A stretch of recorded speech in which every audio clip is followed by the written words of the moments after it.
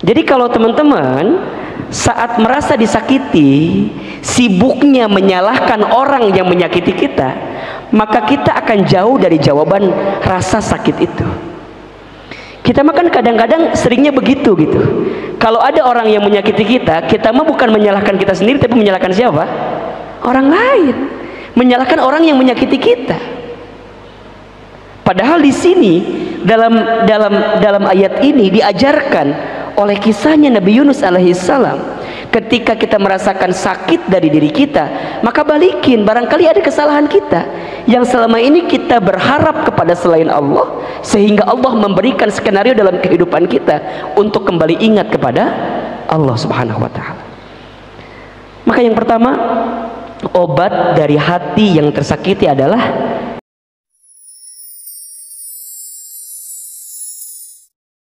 Ahilman, kumaha tuh Ahilman, udah terlanjur aku teh berharap kepada manusia dan aku nyesel banget, nyesel pisan Ahilman. Emang kumaha gitu? Ya nyesel, ternyata harapanku itu hanya harapan palsu saja. Kemudian dia pergi dan mengecewakan saya. Terus gimana? Sekarang sakit itu belum reda Ahilman, belum terobati.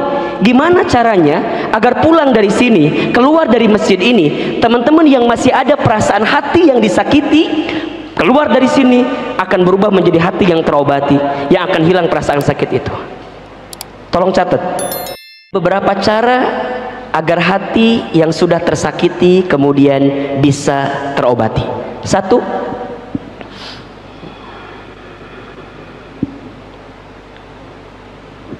coba Ahilman tanya dulu, ada yang sedang sakit hatinya sore ini? Coba angkat tangannya. Satu orang doang? Ini mah perlu dikonsultasikan khusus kalau begitu mah tuh. Ini semua ya, Ahilman saya sakit hati nih. Oke. Satu, obat sakit hati itu atau obat dari hati yang tersakiti itu adalah zikrullah, mengingat dan menyebut nama Allah.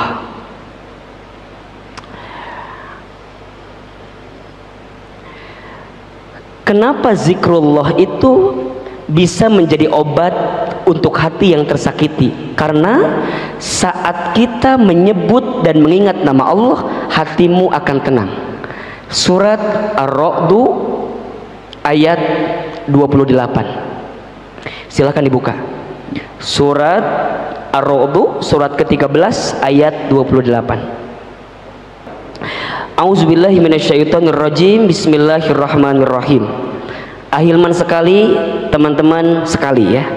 Jadi Ahilman baca sekali, teman-teman sekali. Oke. Alladzina, orang-orang. Ayo sama-sama. Alladzina, orang-orang. Amanu, yang beriman. Wa tatma'innu qulubuhum, dan hati mereka menjadi tenang. Nah, oke, ulangi ya. Wa tatma'innu, dan menjadi tenang. Qulubuhum, hati-hati mereka.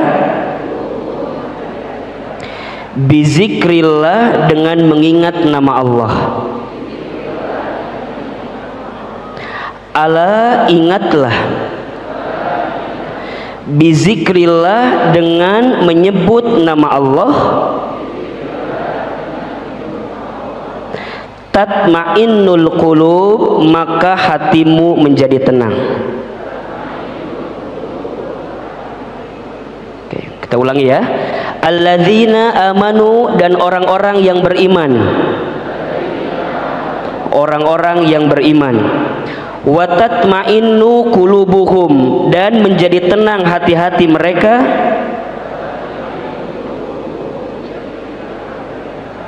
Bizikrillah, dengan menyebut nama Allah. Ala, ingatlah. Bizikrillah, dengan menyebut nama Allah. Tatma'innul qulub, hatimu menjadi tenang. Ahilman Arabnya teman-teman artinya ya. Alladzina amanu wa tatma'innu qulubuhum, dan menjadi tenang hati-hati mereka. Mereka itu siapa? Orang-orang beriman, gitu ya. Dan menjadi tenang hati-hati mereka. Oke, ulangi. Wa tatma'innu qulubuhum. Enggak usah ragu-ragu ya, keluarkan aja suaranya. Itu kunaon sariawan atau naon? Keluarkan doa kalem. Nanti habis kajian dapat makan insya Allah ya. Tenang, tenang, tenang. Bizikrillah, dengan menyebut nama Allah. Ala bizikrillah tatmainnul qulub, hatimu menjadi tenang. Ulangi nih, masih kena ayat ulang ya. Ya, ulangi ya, minimal nempel nih ayat ini satu nih ya. Alladzina amanu wa tatmainnu qulubuhum bizikrillah,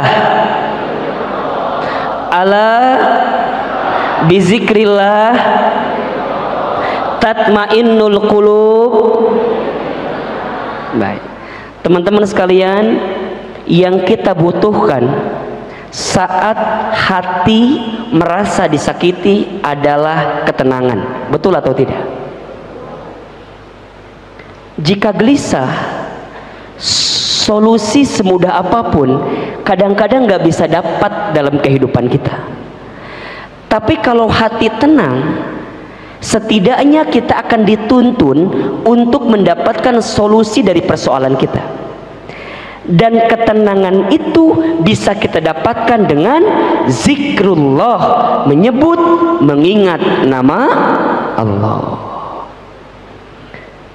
Zikir kepada Allah.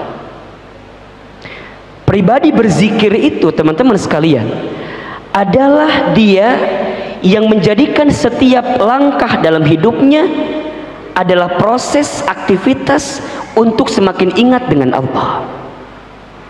Duduknya ingat dengan Allah, berdirinya ingat dengan Allah, tidurnya, maka dalam tidurnya pun dia melafazkan lafaz Allah. Ketika dia mendapatkan sesuatu dalam hidupnya, maka yang terucap di lisannya hanyalah kalimat Allah. Ketika mendapatkan nikmat, yang keluar kalimatnya adalah alhamdulillah. Ketika mendapatkan musibah, sesuatu yang menyakiti, menyulitkan, maka yang keluar kalimatnya adalah inna lillahi wa inna ilaihi raji'un. Ketika melihat sesuatu yang menakjubkan, yang mempesona, maka keluar di lisannya masya Allah, tabarakallah. Jika melihat sesuatu yang buruk, keluar di lisannya kalimat subhanallah. Ketika berbuat dosa, keluar kalimatnya apa? Astaghfirullah. Lisannya zikir, matanya zikir, telinganya zikir, tangannya berzikir, kakinya berzikir, aktivitasnya berzikir, rumahnya tempat zikir, kamarnya tempat zikir, bahkan kafe, hotel, pasar, angkot, kereta api, motornya, semua tempat berzikir, ingat kepada Allah Subhanahu wa ta'ala. Maka saat dia dikecewakan, dia butuh ketenangan. Dan tidak ada yang bisa menghadirkan ketenangan kecuali Allah Subhanahu wa ta'ala. Maka oleh karena itu, saat gelisah, tidak ada nama yang harus kita panggil kecuali Allah. Allah. Nabi Yunus alaihissalam, teman-teman tahu Nabi Yunus? Tahu? Kenal? Di mana kenalan sama Nabi Yunus? Nabi Yunus satu ketika dalam proses dakwahnya ditolak oleh kaumnya. Kaumnya itu tidak mau ikut dengan dakwahnya Nabi Yunus. Apa yang terjadi ketika itu? Apakah Nabi Yunus menyalahkan kaumnya? Tidak. Apakah Nabi Yunus menyalahkan keadaannya, keadaan kaumnya? Maksudnya tidak. Tapi yang Nabi Yunus dapatkan ketika merasa sakit, merasa kecewa karena dakwah yang beliau lakukan itu mungkin ditolak oleh kaumnya, kemudian berdoa kepada Allah yang doanya diabadikan dalam Al-Quran, surat, tahu nggak? Al-Anbiya ayat 37. Buka ayatnya. Jadi saat kecewa, ya kalau bahasa kita kan mungkin sakit gitu, sudah berusaha, sudah berikhtiar untuk mengajak kaumnya, tapi kaumnya kemudian menolak. Sampai dalam kisah yang lain kan Nabi Yunus itu dimakan oleh ikan paus dan kemudian berada dalam perut ikan paus itu gitu. Apa yang Nabi Yunus lakukan ketika itu? Ternyata yang Nabi Yunus lakukan adalah zikrullah, zikir kepada Allah, yang zikirnya diabadikan dalam Al-Quran. Surat apa tadi? Al-Anbiya ayat 37. Surat ke-25 ayat 37.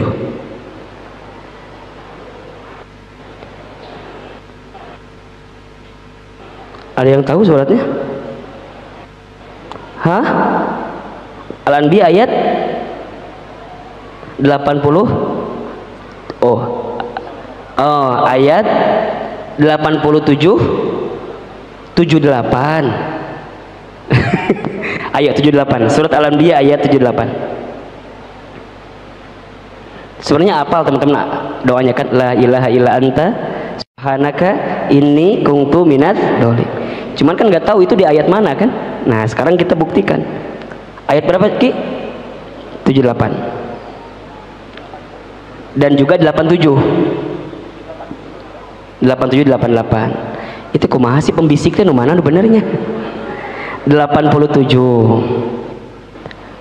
Dan ingat kisah Zunnun Yunus ketika ia pergi dalam keadaan marah, lalu ia menyangka bahwa kami tidak akan mempersempitnya, maka ia menyeru dalam keadaan yang sangat gelap. Jadi kondisinya kan tadi yang Ahil menceritakan bahwa Nabi Yunus sudah berdakwah, sudah menyampaikan kepada umatnya, tapi ternyata umatnya tidak menerima apa yang Nabi Yunus sampaikan. Kecewa tentu, sakit hati tentu, tapi di saat yang bersamaan apa yang keluar dari lisannya? Zikrullah, zikir kepada Allah. Nah, ini zikirnya nih ya. Ayo sama-sama ya, langsung ke pertengahan ayatnya. La ilaha illa anta subhanaka inni kuntu minadz, ya. La ilaha, tiada Tuhan.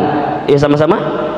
La ilaha, tiada Tuhan, illa anta, kecuali engkau ya Allah.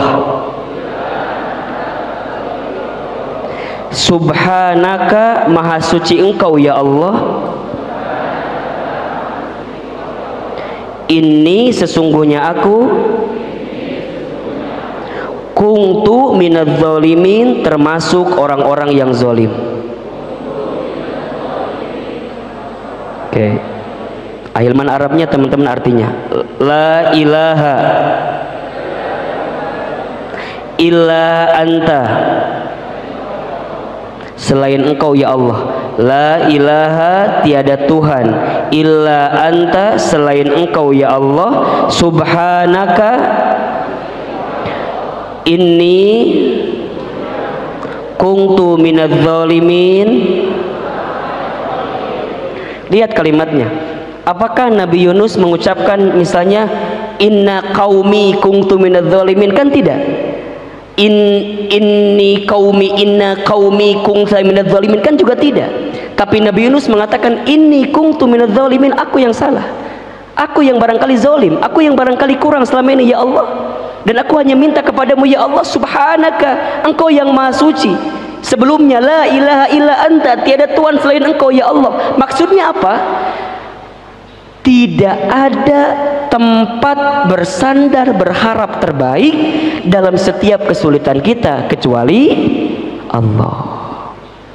Jadi kalau teman-teman saat merasa disakiti, sibuknya menyalahkan orang yang menyakiti kita, maka kita akan jauh dari jawaban rasa sakit itu. Kita makan kadang-kadang seringnya begitu gitu. Kalau ada orang yang menyakiti kita, kita mah bukan menyalahkan kita sendiri, tapi menyalahkan siapa? Orang lain. Menyalahkan orang yang menyakiti kita. Padahal di sini dalam ayat ini diajarkan oleh kisahnya Nabi Yunus alaihissalam. Ketika kita merasakan sakit dari diri kita, maka balikin, barangkali ada kesalahan kita yang selama ini kita berharap kepada selain Allah, sehingga Allah memberikan skenario dalam kehidupan kita untuk kembali ingat kepada Allah subhanahu wa ta'ala. Maka yang pertama, obat dari hati yang tersakiti adalah zikrullah, zikir kepada Allah. Yang kedua, saat hati kita tersakiti, maka jadikanlah waktu atau skenario hati yang merasa disakiti itu untuk bermuhasabah, mengevaluasi diri di hadapan Allah subhanahu wa ta'ala. Bisa jadi sesuatu yang menimpa kita dititipkan kejadiannya melalui orang yang menyakiti kita, agar kemudian kita mengevaluasi diri, bermuhasabah diri. Ya Allah, ya Rob, dosa apa ya yang hamba lakukan sehingga engkau mengirimkan orang yang menyakiti diri hamba, yang lisannya, ucapannya, statusnya, medsosnya mungkin menyakiti kita. Jadi sibuknya lebih berkaca kepada diri sendiri. Ahilman, apakah setiap kejadian yang menyakitkan dalam diri kita itu karena ulah perilaku dosa kita? Ya. Surat Asy-Syura, surat ke-42 ayat 30. Ya. Surat apa? Asy-Syura ayat 30. Bismillahirrahmanirrahim. Wa ma asobakum, dan apa saja musibah yang menimpa kamu sekalian, mim musibatin, dari musibah, fabima kasabat, maka disebabkan, aidikum, oleh perbuatan tangan kamu sendiri, wa yafu, dan Allah memaafkan, an katsir, sebagian besar kesalahanmu. Lihat kalimatnya ya teman-teman. Kalau ada sesuatu yang menimpa dalam kehidupan kita, yang menyakitkan kita, yang menyedihkan kita, yang menjadi musibah dalam diri kita, maka aidikum, itu disebabkan oleh perilaku kita. Kita kan kadang-kadang suka bilang begini, Allah nggak adil gitu ya, kok Allah nimpain kayak gini ya sama aku gitu. Sering ucap kayak gitu ya. Mohon maaf, kalau yang baik-baik itu datangnya dari siapa? Allah. Tapi kalau yang buruk-buruk memang izin Allah, tapi sebab siapa yang menjadikan itu semua? Perilaku diri sendiri. Maka kalau hati kita merasa tersakiti, atau ada orang yang menyakiti kita sampai hati ini merasa disakiti oleh orang tersebut, maka jadikan kesempatan itu sebagai muhasabah, mengevaluasi diri. Dosa apa yang selama ini kita perbuat sampai kemudian Allah mendatangkan orang yang menyakiti diri kita? Jadi kacamata angle-nya itu tidak menyalahkan orang lain, tapi menyalahkan siapa? Oh, kita. Dari mana Ustadz cara memulainya? Ya mungkin bisa dari mulai, oh mungkin selama ini saya salah sih berharap sama selain Allah.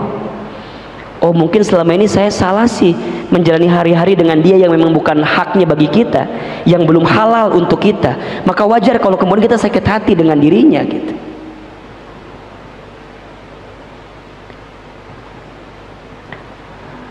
Muhasabah ini satu keadaan yang penting untuk kita hadirkan setiap saat, setiap waktu.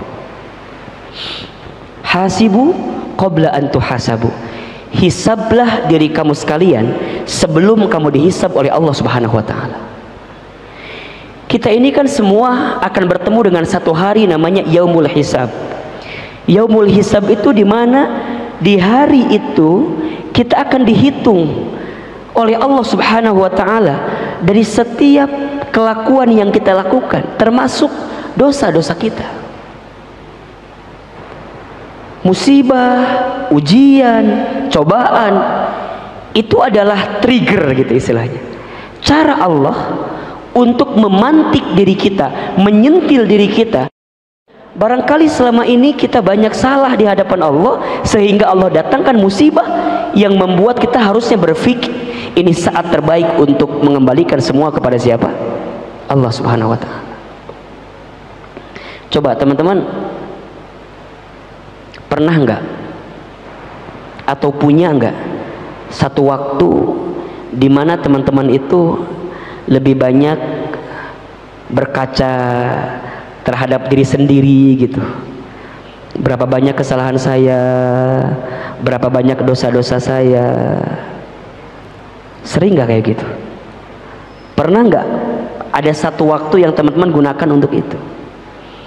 Kalau teman-teman di rumah, di tempat manapun tidak punya tempat untuk bermuhasabah, maka Ahilman, teman hijrah, menyediakan setiap Sabtu sore untuk merecall, memanggil, menyebut kembali dari setiap dosa-dosa yang pernah kita lakukan agar kita bisa bermuhasabah di hadapan Allah Subhanahu wa taala. Mungkin ini yang membedakan kajian kita dengan kajian kebanyakan di luar sana gitu.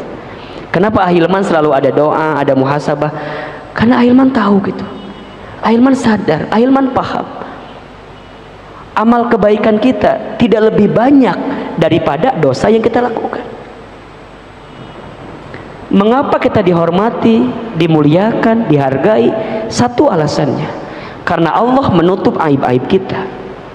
Kalau seandainya aib kita dibuka, demi Allah tidak ada yang pantas untuk dihormati bagi diri ini, karena aibnya, dosanya lebih banyak daripada amal kebaikan. Maka orang yang pandai bermuhasabah, dia akan selalu melihat dirinya itu seseorang yang banyak dosanya, sehingga setiap kesempatan waktu yang Allah berikan kepadanya, detiknya, detaknya, setiap masa berganti dalam hidupnya, dia gunakan untuk minta ampun kepada Allah Subhanahu wa taala. Makanya berkali-kali Ahilman sampaikan, kalau saat ini teman-teman masih diberikan kesempatan usia oleh Allah Subhanahu wa taala, boleh jadi hakikatnya dua saja tujuannya. Pertama, karena Allah tahu amal kita jumlahnya masih sedikit, sehingga Allah berikan waktu kepada kita agar di sisa waktu kita habiskan untuk memperbanyak amal soleh kita di hadapan Allah Subhanahu wa taala. Atau yang kedua, karena Allah tahu boleh jadi dosa kita bertumpuk banyak, sehingga Allah berikan usia kepada kita agar di sisa usia kita habiskan untuk minta ampun sama Allah dari dosa yang pernah kita lakukan. Teman-teman yang barangkali hari ini belum ketemu jodohnya, belum sempat menikah, husnuzon, muhasabah, bisa jadi teman-teman sedang diberikan waktu oleh Allah Subhanahu wa taala untuk lebih banyak berbakti, memuliakan, membersamai orang tua, karena mungkin selama ini teman-teman jauh dari orang tua teman-teman sekalian, sehingga teman-teman diberikan waktu oleh Allah. Neng A, mungkin kamu belum saatnya menikah karena kamu masih diberikan kesempatan oleh Allah untuk memuliakan orang tuamu, karena barangkali nanti kalau sudah menikah waktumu terbatas, waktumu mungkin tidak banyak seperti sekarang. Maka mohon maaf lahir batin teman-teman sekarang yang belum ketemu jodohnya, belum menikah, gunakan semaksimal mungkin untuk berbakti, memuliakan orang tua. Habiskan untuk itu semua. Terus teman-teman nanya sama Ahilman, Ahilman memang kalau udah nikah nggak bisa berbakti sama orang tua? Bisa. Jangan dibalik, oh berarti kalau kata kalau gitu mah engkau 50 tahun nikah anak gitu mah udah biar berbakti dulu. Bukan, Jadi kan kita tuh kadang-kadang minta sesuatu, tapi skenario yang terjadi itu nggak sesuai dengan kita kan. Nah di saat seperti itu teman-teman harus lihat angle lain gitu loh. Angle-nya apa nih? Hikmah apa nih yang sedang Allah siapkan? Teman-teman kuliah pengennya S1 itu lulusnya maksimal berapa tahun? 4 tahun. Tapi ternyata mohon maaf mungkin teman-teman lulusnya nggak 4 tahun, malah 7 tahun. Kenapa coba kira-kira? Ulin wae sih 7 tahun lulusnya merenan. Coba pikirkan apa nih hikmahnya apa? Jangan menyesali keadaan. Kalau tahu teman-teman terlambat 7 tahun itu lama banget kuliahnya, teman-teman mikir, oh ya Allah ya Rabb, mungkin selama ini kuliahku lama agar saya lebih banyak bersama dengan dosen pembimbing saya. Ada orang yang bimbingan tuh bertahun-tahun, ada nggak kira-kira? Ada, diuji kesabaran, dia telepon lagi dosennya, bimbingan lagi, ditolak lagi, telepon lagi, bimbingan lagi. Teman-teman santai aja menjalani itu semua karena tahu ada hikmah di balik itu semua. Maka ayo deh, yang kedua, agar hati ini tidak terlalu sakit ketika ada yang menyakiti kita, jadikan momentum sebagai apa? Muhasabah. Allah sedang akan mengampuni dosa-dosa kita melalui orang yang menyakiti kita. Kalau begitu kita akan bahagia gitu loh, kita akan lapang menerima skenario itu. Hilman, aku tadi tinggal sama dia. Kalau dipikirin galau habis kita mikirin dia. Dia menikah sama yang lain, bulan madu malam pertama. Orang mengahulang dia mah udah kemana-mana, kita masih mikirin dia. Capek bos, capek bro, capek sis, udah teh, mulailah move gitu, mulailah pindah, jadikan muhasabah. Oh ya Allah, barangkali dia pernah menyakiti saya, karena Allah sedang mengampuni dosa-dosa saya yang selama ini saya buat bersama dengan dirinya. Selesai. Jadi bahagia kalau ada orang yang menyakiti kita, memfitnah kita, melukai kita, bawaannya tuh enak aja, enjoy aja, karena di saat yang bersamaan Allah mengampuni dosa-dosa kita. Coba teman-teman Ahilman tanya, seneng nggak kalau dosa kita diampuni oleh Allah? Senang. Makanya Allah kirimkan orang yang menyakiti kita agar di saat yang bersamaan kalau kita paham, kita minta ampun sama Allah dan dosa kita diampuni oleh Allah Subhanahu wa taala. Yang ketiga, agar hati apa? Tidak mudah disakiti, tenang.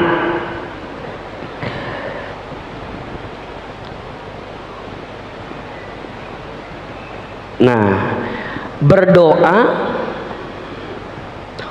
untuk diri kita dan yang menyakiti kita.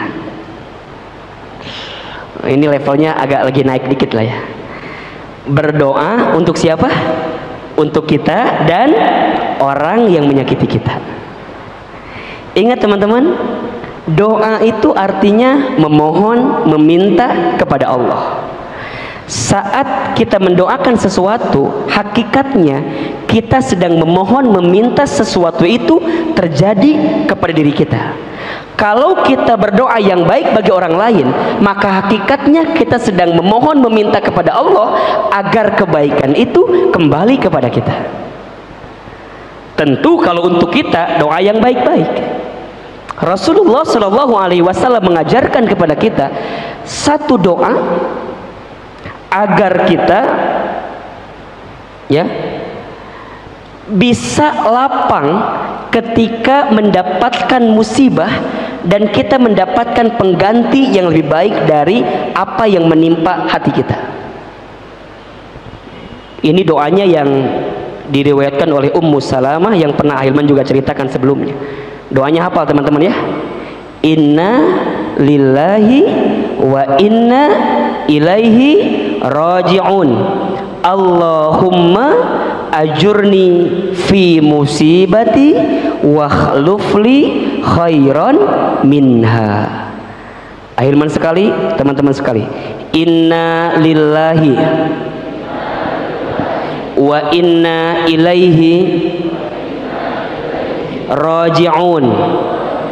Allahumma ajurni fi musibati wakhlufli khairan minha.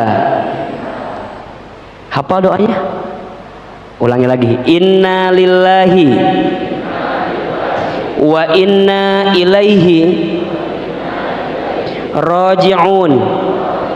Allahumma ajurni fi musibati wakhlufli khairan minha. Gitu.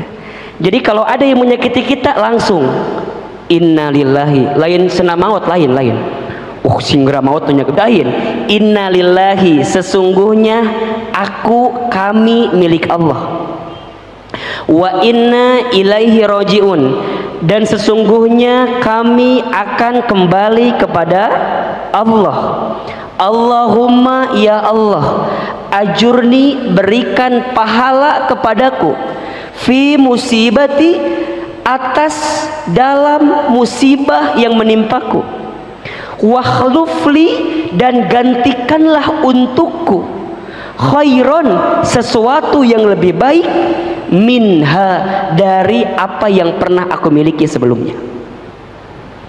Jadi kalau ada orang yang mungkin pernah menyakiti kita, menghempaskan perasaan kita, pergi meninggalkan kita, dia memilih orang lain daripada kita, langsung kita minta sama Allah, ya Allah, hamba yakin, hamba tahu sesungguhnya hamba ini hanya milik Allah dan hamba akan kembali kepada Allah. Hamba hanya mohon kepadamu, ya Allah, berikan pahala atas sakit hati yang hamba rasakan, dan gantilah ya Allah seseorang yang pernah meninggalkanku dengan orang yang lebih baik.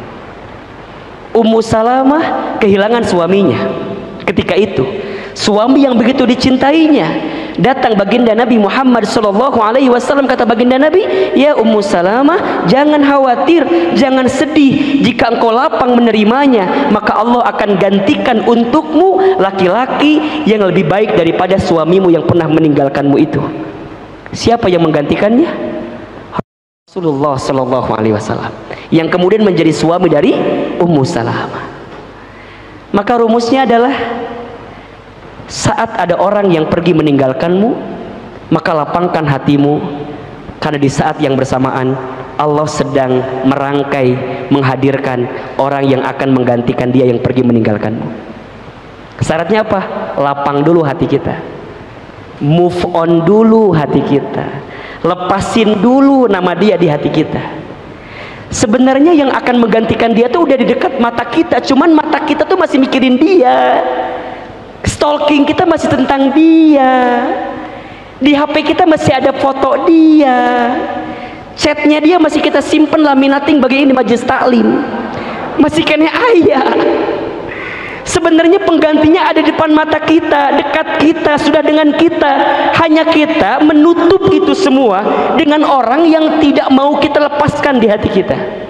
Mohon maaf, berapa banyak di antara teman-teman di sini yang pernah disakiti oleh orang lain tapi masih bertahan dengan orang yang sama, padahal kita tahu orang itu menyakiti kita.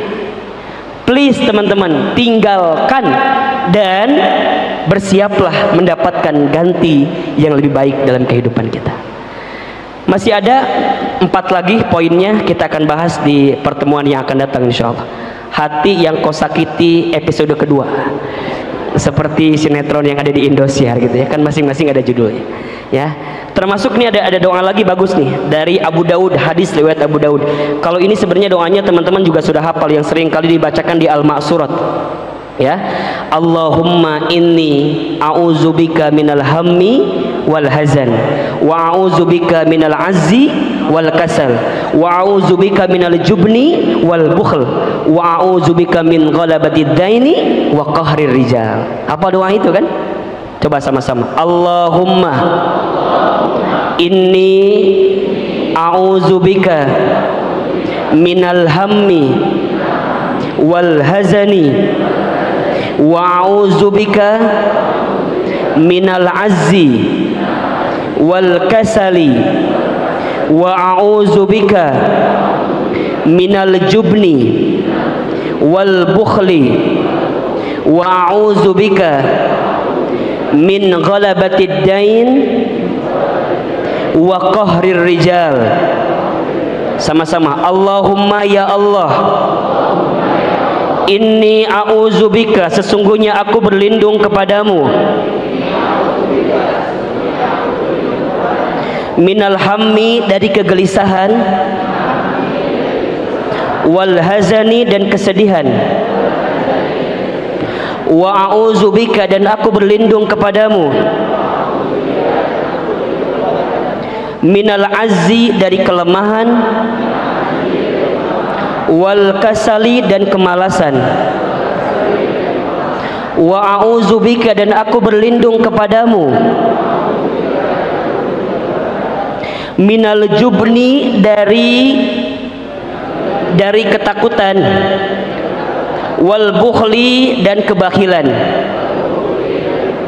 wa a'udzubika, dan aku berlindung kepadamu, min ghalabatid dain, dari terjerat hutang, wa qahrir rijal, dan ketertindasan. Hadis riwayat Abu Daud. Nah, ini bisa teman-teman baca. Makanya kekuatan terbaik yang bisa kita bacakan di saat kita tersakiti adalah doa. Doa untuk kita dan doa untuk orang lain. Jadi kalau orang lain menyakiti kita, jangan doain yang buruk-buruk. Misalnya mohon maaf nih, dia nyebarin surat undangan nikah misalnya. Set.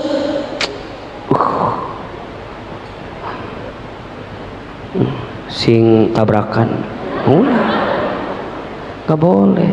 Ketika dapat undangan dari mantan, langsung doakan, barakallahu laka wa baraka alaika wa jama'a bainakuma fi khair. Kirim, selamat ya, akhirnya kamu menemukan seseorang yang lebih baik. Udah ada cateringnya atau belum? Emang kenapa? Kalau belum ada cateringnya, nggak apa-apa, nanti aku bantu 1 piring. Sudah ada dekornya belum? Sudah ada apa namanya, dokumentasinya atau belum? Masya Allah ya, kalau bisa begitu luar biasa. Kalau belum bisa, minimal apa? Doakan. Kalau bisa datang ke nikahannya, itu lebih keren. Wih, dia nikah, teman-teman datang jadi panitia ngemawadah, balangkeun piring. Doakan ya. Masih ada 4 poin lagi, kita akan bahas di pertemuan yang akan datang. Mudah-mudahan ini bisa mengobati hati yang sedang sakit di sore hari ini. Saya kembalikan kepada Auji, silakan.